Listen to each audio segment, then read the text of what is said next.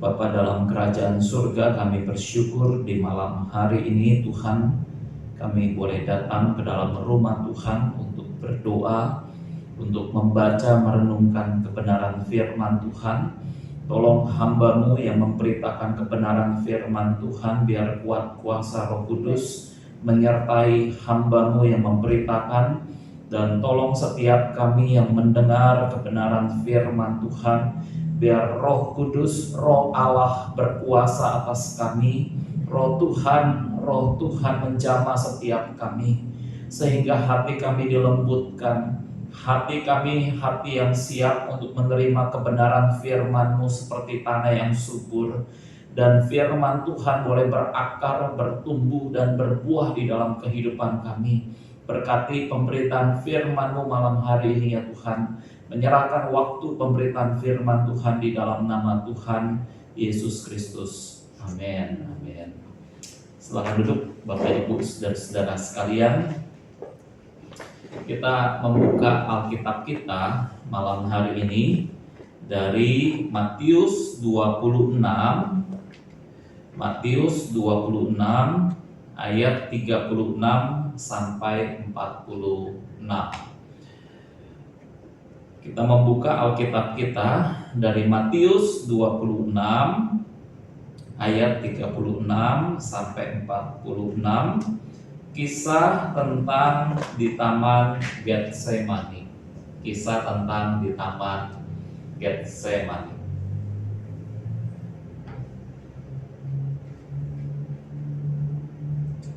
Kisah tentang di Taman Getsemani. Saya membaca ayat 36, saudara-saudara 37, dan kita bergantian. Maka sampailah Yesus bersama-sama murid-muridnya ke suatu tempat yang bernama Getsemani. Lalu ia berkata kepada murid-muridnya, "Duduklah di sini sementara aku pergi ke sana untuk berdoa." Dan ia membawa Petrus dan kedua anak Zebedeus sertanya. Ia merasa sedih dan gentar. Lalu katanya kepada mereka, "Hatiku sangat sedih seperti mau mati rasanya. Tinggallah di sini dan berjaga-jagalah dengan aku." Maka ia maju sedikit, lalu sujud dan berdoa katanya, "Bapa, sekiranya mungkin cawan ini padaku, tetapi janganlah seperti yang kehendaki, melainkan seperti yang Engkau kehendaki." Setelah itu ia kembali kepada murid-muridnya itu dan mendapati mereka sedang tidur, dan ia berkata kepada Petrus, "Tidakkah kamu sanggup berjaga-jaga 1 jam dengan aku?" Berjaga-jagalah dan berdoalah supaya kamu jangan jatuh ke dalam pencobaan. Kamu penurut tetapi daging lemah. Lalu ia pergi untuk kedua kalinya dan berdoa, katanya, "Ya Bapakku, jikalau cawan ini tidak mungkin lalu kecuali apabila aku meminumnya, jadilah kehendak-Mu." Dan ketika ia kembali pula, ia mendapati mereka sedang tidur, sebab mata mereka sudah berat. Ia membiarkan mereka di situ lalu pergi dan berdoa untuk ketiga kalinya dan mengucapkan doa yang itu juga. Sesudah itu ia datang kepada murid-muridnya dan berkata kepada mereka, "Tidurlah sekarang dan istirahatlah. Lihat, saatnya sudah tiba bahwa Anak Manusia diserahkan ke tangan orang-orang berdosa. Bangunlah, marilah kita pergi. Dia yang menyerahkan aku sudah dekat." Saudara-saudara, menjadi orang Kristen yang baik itu baik, saudara-saudara ya. Maksudnya menjadi orang Kristen yang baik itu adalah kita hari Minggu datang kebaktian di gereja, kita ikut melayani dalam gereja, kemudian kita memberi persembahan untuk Tuhan. Saudara-saudara, menjadi orang Kristen yang baik itu baik. Tetapi Tuhan menginginkan kita bukan sekedar menjadi orang Kristen yang baik, tetapi Tuhan menginginkan kita menjadi orang Kristen yang melakukan kehendak Tuhan. Saudara-saudara, ini hal yang penting di dalam kehidupan kekristenan kita. Tuhan ingin bukan hanya kita menjadi orang Kristen yang baik, tetapi Tuhan ingin kita menjadi orang yang melakukan kehendak Tuhan di dalam hidup kita. Saudara-saudara, hari ini kita membaca kisah tentang Tuhan Yesus berada di Taman Getsemani. Ini adalah satu kisah sebelum Tuhan Yesus disalibkan. Dia mati untuk menebus dosa kita. Dia mati untuk memberikan pengampunan bagi setiap manusia yang berdosa. Dan ini terjadi pada peristiwa sebelum Yesus disalibkan di Taman Getsemani. Yesus bergumul, Yesus berdoa. Dan apa yang kita lihat saudara-saudara dalam doa Yesus? Satu kalimat yang tidak pernah berubah di dalam doa Yesus adalah jadilah kehendakmu. Saudara-saudara, Yesus mengatakan kalimat ini di dalam doanya ketika Yesus mengajarkan doa Bapa kami. Yesus juga mengajarkan kepada kita untuk kita berkata jadilah kehendakmu di bumi seperti di surga.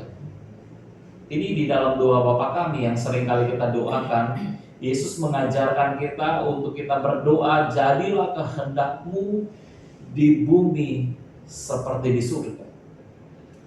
Dan saudara-saudara, Yesus bukan hanya mengajarkan, tetapi Yesus juga mempraktekkannya ketika di Taman Getsemani. Secara manusia Yesus ingin menghindari jalan salib, jalan yang penuh dengan penderitaan. Bukan kematian, bukan penderitaan yang Yesus takutkan. Tetapi apa yang Yesus takutkan adalah dia harus menanggung murka Allah, kemarahan Allah. Saudara-saudara, ini yang Yesus takutkan, menanggung murka Allah ketika dia harus naik ke atas kayu salib. Dia mengalami satu keterpisahan dengan Bapaknya ketika Yesus berteriak, Eloi, Eloi, lama sabatani. Allahku, Allahku, mengapa engkau meninggalkan aku? Dan di Taman Getsemani inilah saudara-saudara Yesus bergumul, berdoa, jadilah kehendakmu. Ini akan kita pelajari saudara-saudara. Apa artinya ketika kita berdoa dan kita berkata jadilah kehendakmu? Apa artinya saudara-saudara? Waktu kita berdoa dan kita berkata jadilah kehendakmu, apa artinya? Yang pertama saudara-saudara, memilih untuk tidak melakukan kehendak Tuhan adalah hal yang akan membuat kita tersesat. Saudara-saudara, pada waktu kita memilih untuk kita nggak mau melakukan kehendak Tuhan, ini adalah hal yang membuat kita tersesat. Kalau Yesus dia katakan, aku nggak mau Bapa untuk melakukan kehendakmu, maka saudara-saudara pada waktu itulah kehendak Bapa tidak tergenapi di dalam rencananya untuk menyelamatkan manusia. Dan tidak ada keselamatan bagi manusia kalau Yesus tidak menjalani jalan salib, kematian di dalam salib. Saudara-saudara, ketika kita memilih untuk tidak melakukan kehendak Tuhan, ini adalah hal yang akan membuat kita tersesat. Yesus dia melakukan kehendak Bapa. Tetapi kalau kita memilih untuk tidak melakukan kehendak Tuhan, maka kita akan tersesat.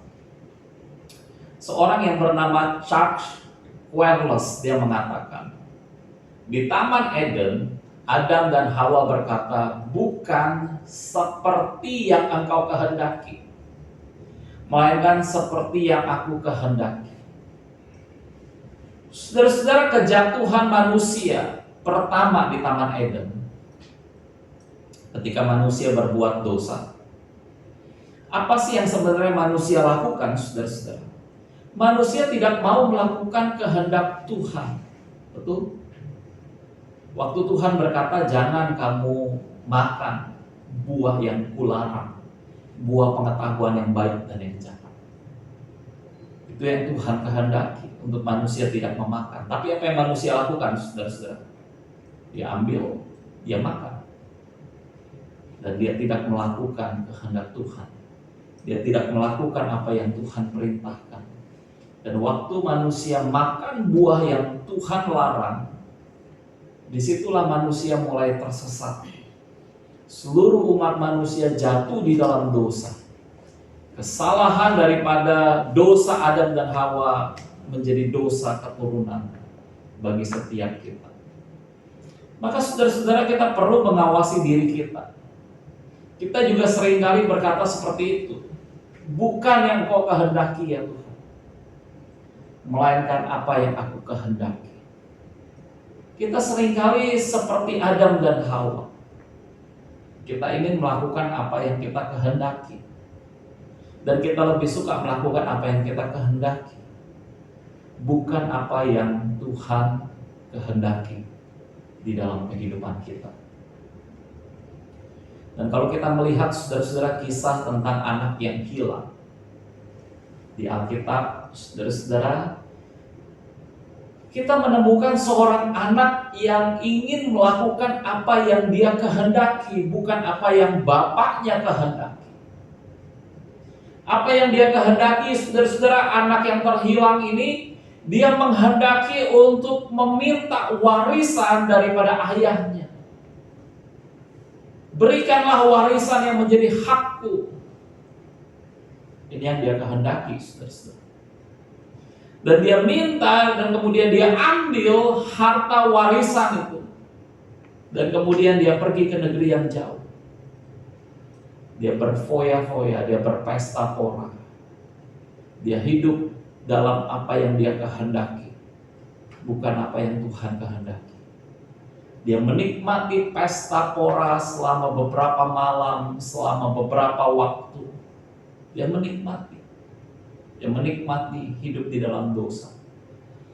Sampai tiba waktunya seluruh hartanya habis. Dia melarat, tidak punya uang. Dan dia lapar dan dia bekerja di peternakan babi, menjaga babi-babi. Dan untuk menghilangkan rasa lapar, dia ingin ambil makanan babi itu untuk mengisi perutnya. Dan dia tiba dalam titik yang terendah dalam hidupnya, saudara-saudara. Dia menjadi seorang yang hidupnya tersesat. Dan puji Tuhan, saudara-saudara, anak yang terhilang ini dia kembali. Dia ingat akan rumah bapaknya. Dan dia kembali ke rumah bapaknya. Dia minta ampun kepada bapaknya. Bapak, ampunilah aku sudah berdosa kepada Bapak, kepada surga. Dan dia kembali ke rumah bapaknya. Apa yang dia lakukan di rumah bapaknya, saudara-saudara? Apakah dia melakukan lagi apa yang dia kehendaki? Atau sekarang dia melakukan apa yang bapaknya kehendaki? Menurut saudara, yang pertama apa yang kedua? Yang kedua, dia sekarang melakukan apa yang bapaknya kehendaki ketika dia kembali ke rumah bapaknya. Dan bukankah itu seharusnya kehidupan kita, saudara-saudara, sebagai orang Kristen? Melakukan apa yang Tuhan kehendaki di dalam hidup kita. Hal yang kedua, saudara-saudara, kita lanjut yang kedua. Apa artinya berdoa, jadilah kehendakmu? Saudara-saudara, pada waktu Yesus di Taman Getsemani, dia berdoa, jadilah kehendakmu. Maka saudara-saudara, di Taman Getsemani ini Yesus berserah. Di saat dia berdoa, dia berkata, jadilah kehendakmu. Yesus berserah.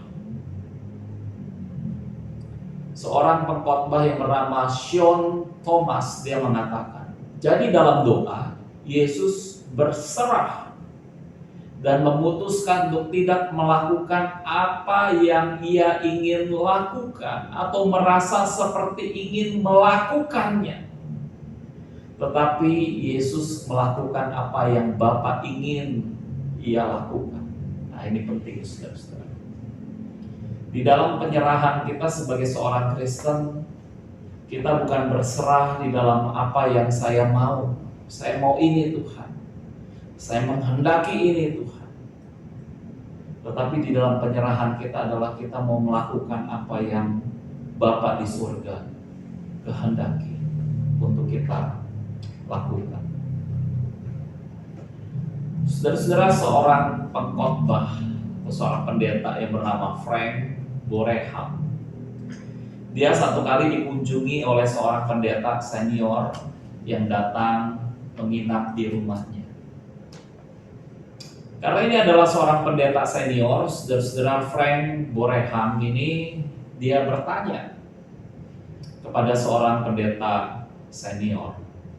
Dia berkata, dapatkah seseorang yakin bahwa di saat kebingungan ia akan dituntun dengan benar oleh Tuhan? Dapatkah seseorang merasa aman dan melakukan langkah yang salah? Saudara-saudara, dia bertanya pertanyaan tentang sebenarnya bagaimana saya tahu kehendak Tuhan. Bagaimana saya bisa mengikuti pimpinan Tuhan di dalam kehidupan saya. Saudara-saudara, seorang pendeta senior itu berkata kepada Frank Boreham, mengatakan, saya yakin akan hal itu, kata pendeta senior. Jika ia mau memberi waktu kepada Tuhan, selama Anda hidup, ingatlah itu, beri waktu kepada Tuhan. Jadi saudara-saudara, kuncinya adalah ketika orang ingin tahu apa yang Tuhan kehendaki, beri waktu untuk Tuhan. Beri waktu. Maksudnya apa? Saudara-saudara, kalau kita tidak berdoa, kita tidak tahu apa yang Tuhan kehendaki. Kalau kita tidak bertanya kepada Tuhan, kita tidak tahu apa yang Tuhan kehendaki. Jadi pada waktu kita berdoa, pada waktu kita bertanya kepada Tuhan, maka saudara-saudara, di situ kita akan mengerti apa yang Tuhan kehendaki di dalam kehidupan kita. Seorang pendeta satu kali juga menghadiri sebuah pertemuan doa yang diadakan oleh Franklin Graham. Franklin Graham ini, saudara-saudara, adalah anak daripada seorang pendeta besar yang bernama Billy Graham. Dan Franklin Graham ini adalah seorang pendeta yang mewariskan seluruh pelayanan daripada ayahnya Billy Graham. Dan Franklin Graham memegang daripada pelayanan penginjilan Billy Graham. Nah, saudara-saudara, Franklin Graham ini satu kali dia mengadakan pertemuan doa di tahun 2020. Dan seorang pendeta yang bernama Greg Laurie, dia menghadiri pertemuan tersebut, dan kemudian pendeta Greg Laurie ini menuliskan kalimat ini, saudara-saudara. Setelah dia menghadiri pertemuan daripada doa yang diadakan oleh Franklin Graham, dia mengatakan, doa atau berdoa bukanlah membelokkan Tuhan ke arah kita, melainkan membelokkan kita ke arah Tuhan. Jadi saudara-saudara, penting sekali waktu kita berdoa, kita bukan membelokkan Tuhan. Tuhan, ikutin saya dong. Enggak, saudara-saudara. Tapi kita yang harus ikut Tuhan pada waktu kita berdoa. Dikatakan saudara-saudara, doa bukan kita. Doa kita bukan semoga Tuhan memberkati apa yang ingin aku lakukan hari ini. Kadang-kadang kita suka berdoa seperti ini, bukan? Tuhan, berkati apa yang ingin aku lakukan hari ini. Tetapi Greg Laurie mengatakan, doa kita bukan semoga Tuhan memberkati apa yang ingin aku lakukan hari ini. Doa kita bukan semoga Tuhan memberkati apa yang telah aku pilih untuk kulakukan dalam hidupku. Doa kita bukan semoga Tuhan memberkati apa yang telah kami putuskan untuk lakukan sebagai gereja. Doa kita adalah, Tuhan, apa kehendak-Mu bagiku? Apa kehendak-Mu bagi kami? Tunjukkanlah kehendak-Mu, bantulah aku untuk melakukannya. Saudara-saudara, saya berdoa ini menjadi doa kita tiap-tiap hari. Tuhan, apa kehendak-Mu bagiku? Tuhan, tunjukkan kehendak-Mu bagiku. Apa yang Kau mau untuk aku lakukan? Dan tolong aku untuk melakukan apa yang Kau kehendaki. Dan saya percaya saudara-saudara, waktu kita bersama-sama berdoa, jadilah kehendak-Mu. Jadilah kehendak-Mu. Itu adalah hal yang terbaik. Hal yang Tuhan inginkan di dalam kehidupan kekristenan kita. Kita melakukan apa yang Tuhan kehendaki di dalam hidup kita. Kita tundukkan kepala, kita berdoa. Bapa, kami bersyukur buat kebenaran firman. Tuhan, tolonglah kami. Bukan untuk melakukan apa yang kami inginkan, tapi untuk melakukan apa yang Kau kehendaki. Seringkali Tuhan, dalam keegoisan kami, dalam kesombongan kami ingin melakukan ini, kami ingin melakukan itu, tapi kami tidak melihat apakah ini adalah hal yang Tuhan kehendaki. Apakah itu adalah hal yang Tuhan kehendaki? Tuhan, tolonglah kami, supaya kami punya kerendahan hati, kepekaan hati untuk melakukan kehendak Tuhan di dalam hidup kami. Berkati setiap kami jemaat-jemaat-Mu di tempat ini. Di dalam nama Tuhan Yesus Kristus kami berdoa. Amin.